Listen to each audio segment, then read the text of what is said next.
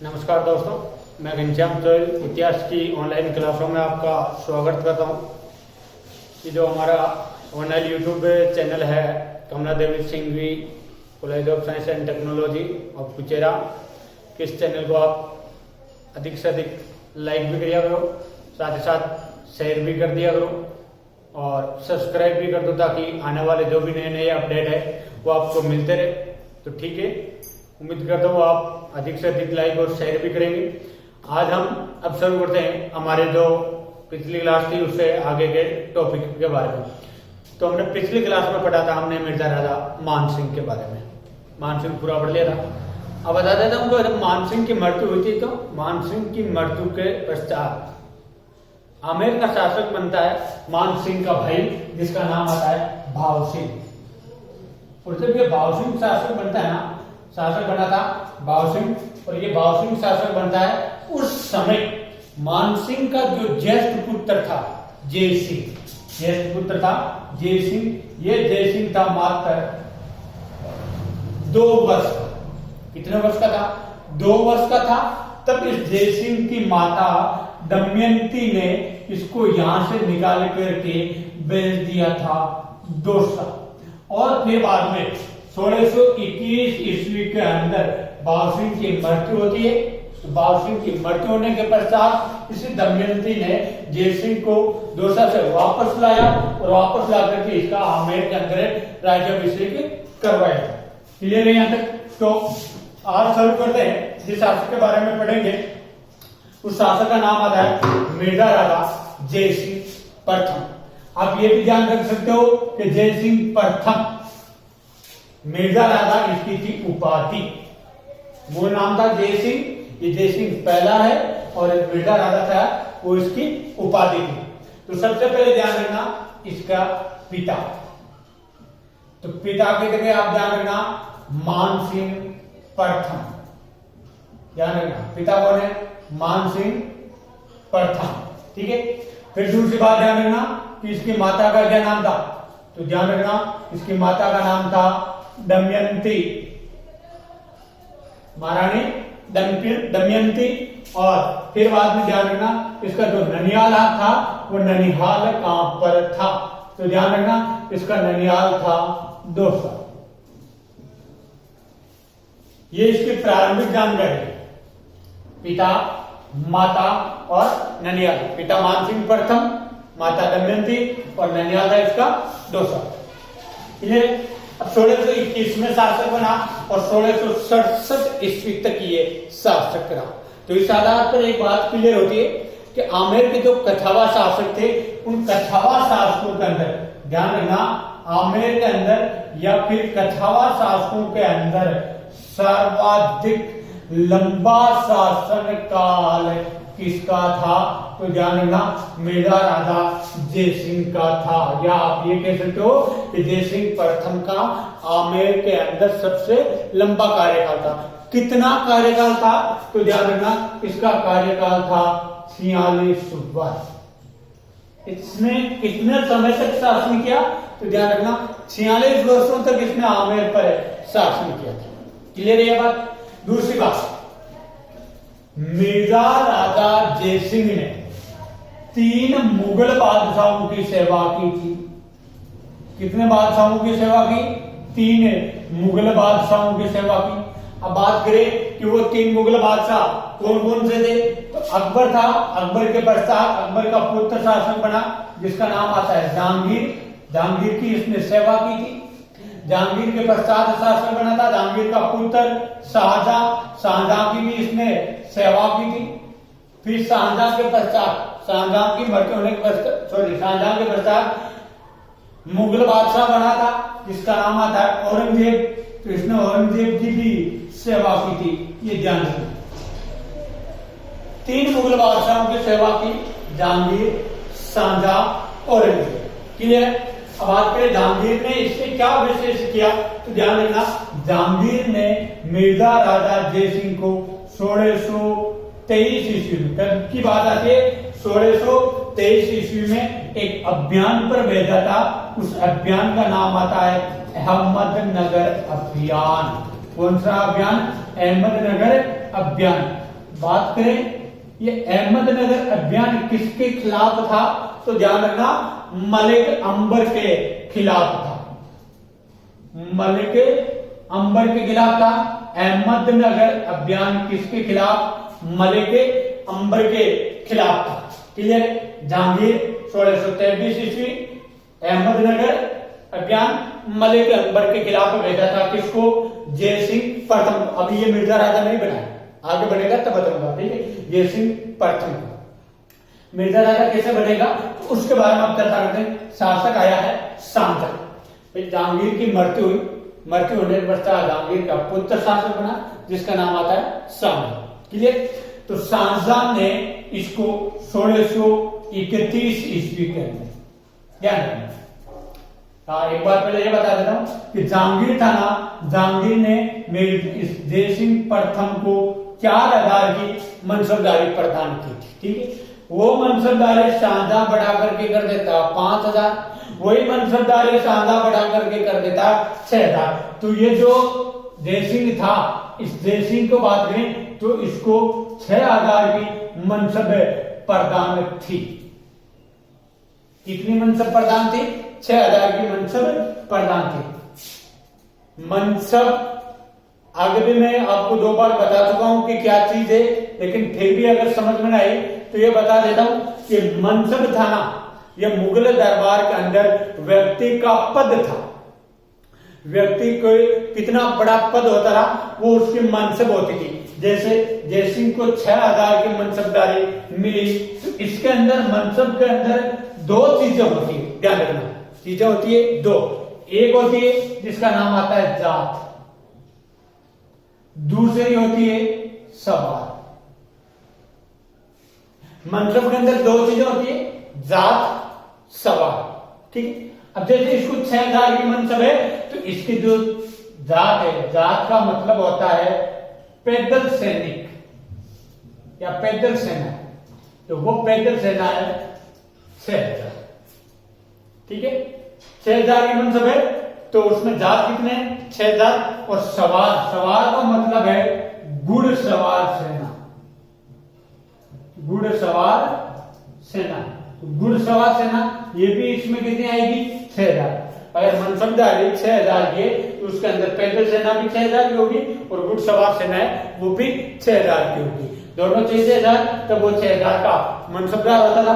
अब क्या है कि ये जो सेना है ना 6000, बोले तो 6000 ये और 6000 ये, इन पर सेना पर आधिपत्य किसका, जय सिंह का। इसके समय चाहे मुगल बादशाह कोई भी हो, उनको कुछ भी पूछने की जरूरत नहीं है। बगैर पूछे ही इन 6000 दोनों सेना भी जो है, घुड़सवार और पैदल सेना, इनको लेकर के किसी भी अभियान पर जा सकता है, कहीं पर भी ये ले जा सकता है और कहीं पर भी ये सैन्य कार्रवाई कर सकता है। इन सैन्यों को ले जाता है, तब इसको पूछने की किसी को कोई जरूरत नहीं है। क्लियर है ये बात, ये थी। तो जहांगीर ने इसको 4000 की मनसबदारी थी, वो बढ़ा करके शाहजहां ने पहले 5000 की, फिर बाद में वो बढ़ा करके इसकी 6000 कर दी थी। ठीक है। तो 1631 ईस्वी में शाहजहां इस जय सिंह को एक अभियान पर भेजा था। वो था दक्षिण भारत में खान जहां लोधी। किसके खिलाफ भेजा था, खान जहां लोधी के खिलाफ भेजा था। इसको जय सिंह को शानदार खुश हुआ, खुश होकर के इन 4000 के अंदर 1000 की मनसबदारी बढ़ा करके 5000 कर दी थी। फिर बाद में एक बार जाटों के विरुद्ध भेजा था, जिसके कारण ये 1000 और बढ़ा दी। इस प्रकार से इससे जय सिंह की मनसबदारी हो गई थी 6000। अब बात करें कि ये शाहजहां ने इसको जो महत्वपूर्ण अभियान पर भेजा था उसकी, तो ध्यान रखना शाहजहां ने मिर्जा राजा जय सिंह को 1637 ईस्वी में एक अभियान पर भेजा था, जिस अभियान का नाम आता है कांधार अभियान। कौन सा अभियान पर भेजा, कांधार अभियान पर भेजा था। और इसी अभियान के दौरान जय सिंह को शाहजहां ने उपाधि प्रदान की थी और वो उपाधि है मिर्जा राजा। मिर्जा राजा की उपाधि कब मिली, 1637 ईस्वी में मिली। किसने दी इसको, तो शाहजहां ने दी। कब दी, कांधार अभियान के समय या कांधार अभियान पर जाते समय। क्लियर है यहां तक? फिर बात आती है कि 1657 ईस्वी में ये जो सांझा था ना, 1657 ईस्वी की बात है, और इस समय मुगल बादशाह था, वो था शाहजहां।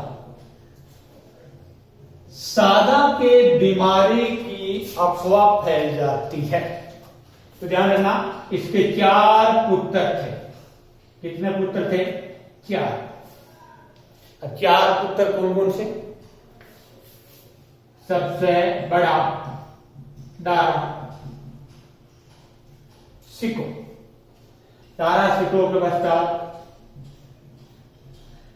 शाह शुजा, शाह शुजा पश्चात मुराद, मुराद के पश्चात औरंगजेब। बीमार कौन पड़ा? शाहजहां। अब शाहजहां के बीमार पड़ने पर शाहजहां के पुत्रों के अंदर हो जाता है उत्तराधिकार संघर्ष, गृह युद्ध हो जाता है और लड़ाई लड़ी जाती है दारा शिको और औरंगजेब के बीच में, जिसमें एक लड़ाई आती है जिसका नाम आता है दरमत का युद्ध। और दरमत का युद्ध है वो 1658 ईस्वी के अंदर लड़ा गया था। दारा शिको और औरंगजेब के बीच में, दारा शिको और औरंगजेब के बीच में लड़ा गया था। अब ये जब युद्ध लड़ा गया था ना, तो इस युद्ध के दौरान मिर्जा राजा जयसिंह ने दारा शिको का सहयोग किया। किसका सहयोग किया? दारा शिको का सहयोग किया। हाँ, मारवाड़ का शासक जसवंत सिंह भी सहयोगी था, वो हमने मारवाड़ के समय पढ़ा था। लेकिन युद्ध के परिणाम की बात करें तो युद्ध के अंदर विजय हो जाता है औरंगजेब से। दरमत का युद्ध 1658, दारा शिको औरंगजेब के बीच, मिर्जा राजा जयसिंह ने दारा शिको की मदद की, लेकिन विजय हो जाता है औरंगजेब। जयसिंह भाग करके आमेर आ जाता है और आमेर आकर के यहां से भेजता है पत्थर, और पत्थर किसको भेजता है? औरंगजेब को। औरंगजेब को पत्र भेजता है, सेवाओं में श्रीमान बादशाह महोदय औरंगजेब जी, मेरे से गलती हो गई और मैं अब आपके ही साथ में रहूंगा, आपका सहयोगी बनूंगा, इसलिए आप मुझे अपनी सेवा में ले लीजिए। ऐसी पत्र भेजी थी आमेर से औरंगजेब। औरंगजेब ने इसको माफ कर दिया और अपने दरबार के अंदर बुला लिया। तो अगली सेवा करेगा ये औरंगजेब की। पहले दोनों की बात कर ली, तो बात करें औरंगजेब के बारे में। औरंगजेब की कैसे सेवा की और क्या सेवा की, तो चीज क्लियर हो गई ना। मिर्जा राजा की उपाधि किसने दी? शाहजहां ने दी। कब दी? 1637 में कांधार अभियान के दौरान दी गई थी। तो औरंगजेब, अब देखो औरंगजेब की बात करें ना, तो औरंगजेब कट्टर मुस्लिम शासक था। औरंगजेब का एक ही उद्देश्य था, जितना हो सके उतना इस्लाम का प्रचार करें और साथ ही साथ उतना ही हमारा साम्राज्य का विस्तार करें। तो अब मिर्जा राजा जयसिंह के समकालीन जो शासक दिल्ली का बादशाह है, समकालीन बादशाह, उस बादशाह की बात करते तो वो बादशाह है औरंगजेब। अब बात करते औरंगजेब के बारे में। औरंगजेब ने क्या किया? ठीक है, औरंगजेब के जो हिंदू विरोधी नीतियां थी, इन नीतियों का विरोध करने वाले 2 शासक थे। एक शासक था मेवाड़ का महाराणा राज सिंह और दूसरा शासक था मराठा शिवाजी।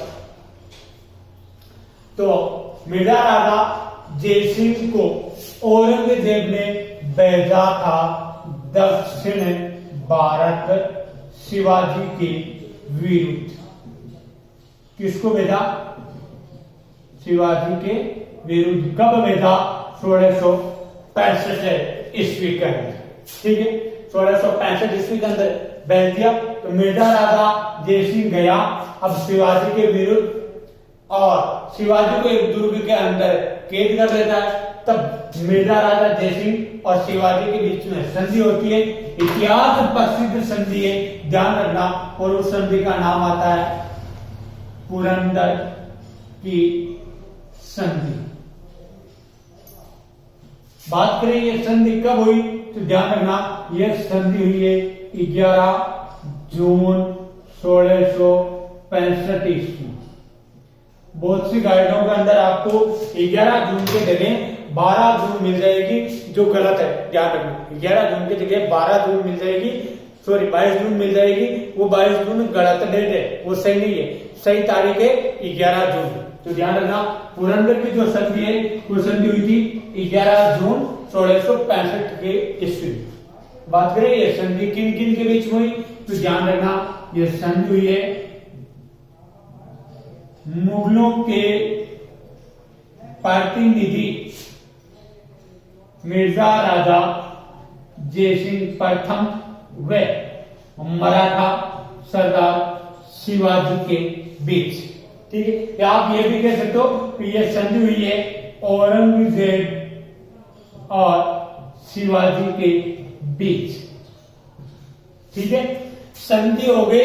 अब संधि के टेक्स्ट मिर्जा राजा जयसिंह ने शिवाजी के खिलाफ कुछ शर्तें रखी, और उस शर्तों की बात करें तो पहले शर्त के थे शिवाजी को अपने जो 35 दुर्ग थे, इन 35 दुर्गों में से, जो शिवाजी के 35 दुर्ग थे उनमें से 33 दुर्ग है, वो 33 दुर्ग देने पड़े थे मुगलों।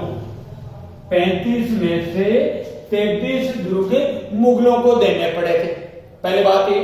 दूसरी, शिवाजी के स्थान पर शिवाजी का जो ज्येष्ठ पुत्र है उसका नाम आता है संभाजी।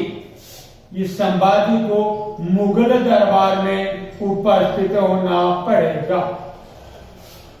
23 दुर्ग मुगलों को सौंपने पड़े थे और ज्येष्ठ पुत्र संभाजी को मुगल दरबार के अंदर उपस्थित होना पड़ा। अब देखो होता क्या, यहाँ पर मुगल दरबार के अंदर संभाजी है, इन संभाजी को 4000 की मनसबदारी दी गई थी। एक वर्ष पश्चात 1666 ईस्वी के अंदर शिवाजी पहुंचते हैं आगरा। आगरा ग्रुप यहां पर पहुंचते, यहां पर दरबार लगा हुआ था, और वो दरबार लगा हुआ था आगरा ग्रुप के दीवाने औरंगजेब सामने था। वहां पर बताते हैं कि कुछ अनबन हो गई थी शिवाजी के और औरंगजेब के बीच में, किसी बात को लेकर के विवाद हो गया था, तो शिवाजी बढ़ गए। इसके कारण औरंगजेब ने शिवाजी को वहां पर बना लिया था बंदी, और बंदी बना करके शिवाजी को मिर्जा राजा जयसिंह के पुत्र, जिसका नाम आता है राम सिंह, उसकी एक हवेली बनी हुई थी जिसका नाम आता है राम सिंह की हवेली। इस राम सिंह की हवेली के अंदर शिवाजी को कैद करके रखा था। शिवाजी ने रात में शिवाजी के पुत्र को भी यहाँ पर कैद कर दिया था। 4-6 माह तक यहाँ पर कैद है। फिर बाद में यहाँ पर शिवाजी औरंगजेब की बहन के साथ में इश्क लड़ा करके, उसकी मदद लेकर के यहां से हो जाते फरार।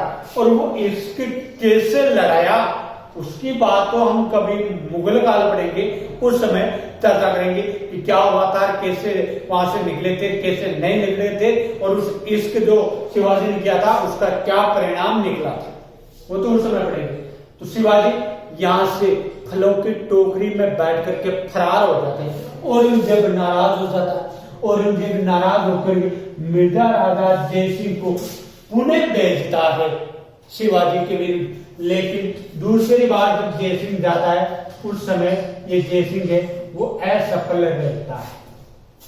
इसके कारण औरंगजेब से नाराज हो गया और इसको कहलवा भी भेज दिया कि जब तक आप शिवाजी को बंदी नहीं बनाते तब तक आप मुगल दरबार के अंदर हाजिरी नहीं दे सकते। अब थोड़ी सी बात करते हैं वापस इस पुरंदर संधि की। तो ये जो पुरंदर संधि हुई थी ना, इस पुरंदर संधि के समय कौन उपस्थित था, या हमें इस पुरंदर संधि की जानकारी कौन देते, तो ध्यान रखना, इस पुरंदर संधि की जो जानकारी देने वाले जो व्यक्ति है उनकी चर्चा करें तो पहला व्यक्ति आता है, एक फ्रांसीसी डॉक्टर था, फ्रांस का डॉक्टर था जिसका नाम आता है बर्नियर। ये वहां पर उपस्थित था। दूसरे व्यक्ति की बात करें तो इटली का एक व्यक्ति था जिसका नाम आता है बर्नी, सॉरी बर्नी नहीं है, मानुची। इटली का जो व्यक्ति था उसका नाम आता है मानुची। ये संधि के समय वहां पर उपस्थित थे। ध्यान रखना, मानुची ने एक पुस्तक लिखी जिसका नाम आता है स्टोरियो डी मोगोर। पुस्तक का नाम है स्टोरियो डी मोगोर। ठीक है, बर्नियर ने जो ये जो मानुची ने जो पुस्तक लिखी है ना स्टोरियो डी मोगोर, इस पुस्तक के अंदर ये जो संधि हुई थी इस संधि का आंखों देखा हाल लिखा गया है या आंखों देखा वर्णन किया गया है। किसने किया? मानुची ने। एक बार एग्जाम में पूछा भी था आरएस प्री के अंदर के पुरंदर की संधि का किस इतिहासकार ने आंखों देखा वर्णन किया, तो ध्यान रखना इटली का इतिहासकार था मानुची, जिसने स्टोरियो डी मोगार नामक अपने ग्रंथ में इस संधि का वर्णन किया। जो फ्रांसीसी डॉक्टर था बर्नियर, इसने भी एक पुस्तक लिखी, उस पुस्तक का नाम आता है travel in the Mughal empire.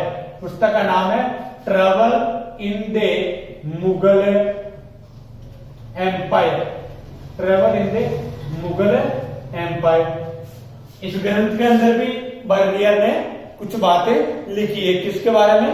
Shivaji के बारे में, औरंगजेब के बारे में, जयसिंह। लेकिन संधि का वर्णन करने वाला था वो मानुची ही था। ये था इसके संबंधित औरंगजेब के साथ में जो कुछ हुआ था या शिवाजी के विरुद्ध जो संधि हुई थी उसके बारे में और चर्चा करें। मिर्जा राजा जयसिंह का क्या कुछ है तो उसके बारे में बात करते हैं। मिर्जा राजा के दरबार के अंदर इतिहास प्रसिद्ध कवि रहता था और उस कवि का नाम आता है, इनका दरबारी था, उस दरबारी कवि का नाम है बिहारी जी चौबे। बिहारी जी चौबे, या आप ये भी कह सकते हो बिहारी चौबे। बिहारी जी भी कह सकते, ठीक है। इन्होंने ग्रंथ लिखा, उस ग्रंथ का नाम है बिहारी सतसई। बिहारी सतसई, बिहारी सतसई के अंदर 700 दोहे है। लेकिन देखो जो सतसई होती है उसके अंदर 700 दोहे होने थे, लेकिन इसके अंदर 700 प्लस दोहे, 700 से कुछ अधिक दोहे बताते हैं कि इस ग्रंथ के अंदर जो दोहे है उनकी संख्या है 713। क्लियर है? यहाँ बिहारी जी इतने अच्छे दोहे लिखते थे कि इनके एक एक दोहे पर मिर्जा राजा जयसिंह प्रथम बिहारी जी को एक दोहे पर एक स्वर्ण मुद्रा प्रदान करते थे। ये था उनका दरबारी कवि। एक और दरबारी कवि था जिसका नाम आता है कुलपति मिश्र। क्या नाम आता है? कुलपति मिश्र। और इस कुलपति मिश्र ने 50 ग्रंथ लिखे थे, छोटे बड़े कुल ग्रंथ लिखे, उनकी संख्या 50। ये भी मिर्जा राजा जयसिंह का दरबारी कवि था। लेकिन इसका जो महत्वपूर्ण ग्रंथ है उस ग्रंथ का नाम है रस रहस्य। ध्यान रखना, रस रहस्य नामक जो ग्रंथ है मिर्जा राजा जयसिंह प्रथम के दरबारी कुलपति मिश्र के द्वारा लिखा गया था। एक और दरबारी कवि था जिसका नाम आता है राम कवि। ठीक है, तो राम कवि की बात करें तो राम कवि ने जो ग्रंथ लिखा था उस ग्रंथ का नाम आता है जय सिंह चरित्र। जय सिंह चरित्र। ये थे इसके दरबारियों से संबंधित बातें। ठीक है। अब इसके पश्चात बात करें कि ये जो मिर्जा राजा जयसिंह है, इस मिर्जा राजा जयसिंह, अब देखो यहाँ पर थोड़ा सा आप कंफ्यूजन होगा, वो अगला जो शासक पढ़ेंगे ना उस समय आपका कंफ्यूजन दूर हो जाएगा। कि मिर्जा राजा जयसिंह ने जयगढ़ दुर्ग का निर्माण करवाया। किसका निर्माण करवाया? जयगढ़ दुर्ग का निर्माण करवाया था। किसने? मिर्जा राजा जयसिंह। लेकिन ये दुर्ग ही एक ऐसा दुर्ग है, मानसिंह ने इसका निर्माण करवाया, पुनः निर्माण मिर्जा राजा जयसिंह ने करवाया। मिर्जा राजा जयसिंह के पश्चात अगला जो शासक आया वो भी इस दुर्ग का निर्माण करवाता है। इस दुर्ग का जो वास्तविक शासक है वो मिर्जा राजा जयसिंह नहीं होकर के वास्तविक शासक है सवाई जयसिंह या जयसिंह द्वितीय। ध्यान रखिए, ठीक है। तो मिर्जा राजा जयसिंह, अब ये इसके प्रमुख बयान थे, कार्य थे, और ऐसा करते ही करते इस व्यक्ति की 1667 ईस्वी के अंदर औरंगजेब इसको जहर दिलवा देता है। 1667 ईस्वी के अंदर इसको जहर दिलवा दिया, जिसके कारण इसकी दक्षिण भारत के अंदर मृत्यु हो जाती है। दक्षिण भारत में इसकी मृत्यु होती है। कहां पर होती है? तो ध्यान रखना, इसकी मृत्यु होती है इलिचपुर के अंदर, ठीक है। और फिर बाद में इसके जो अगले शासक है उनके बारे में हम अगले क्लास में करेंगे। तब तक के लिए धन्यवाद। और अब साथ ही साथ एक कमेंट करके बता दिया करो कि जो कोई चीज आपके समझ में नहीं आई या कोई चीजें जो आपको आने रही है, जिसको आपको पढ़ना है, वो कमेंट के अंदर बता दिया करो, ताकि हम अगली क्लास के अंदर हो सके तो जल्दी उस पर आपके वीडियो लेकर के आए। तो ध्यान रखना, आज के बाद जो भी चीज आपको समझ में नहीं है हिस्ट्री से संबंधित, आप मेरे वीडियो के अंदर, प्रत्येक वीडियो के अंदर, या आप आने वाले जो क्लासों के वीडियो है उनके अंदर आपको जो चीजें हिस्ट्री की जो समझ में नहीं आए या जो टॉपिक बिल्कुल समझ में नहीं है, चाहे राजस्थान हिस्ट्री का हो चाहे इंडियन हिस्ट्री का हो, तो आप कमेंट करके बता देना, ताकि मैं उस टॉपिक पर जल्द से जल्द आपको जो चीज समझ में नहीं है उसको क्लियर करूंगा। धन्यवाद।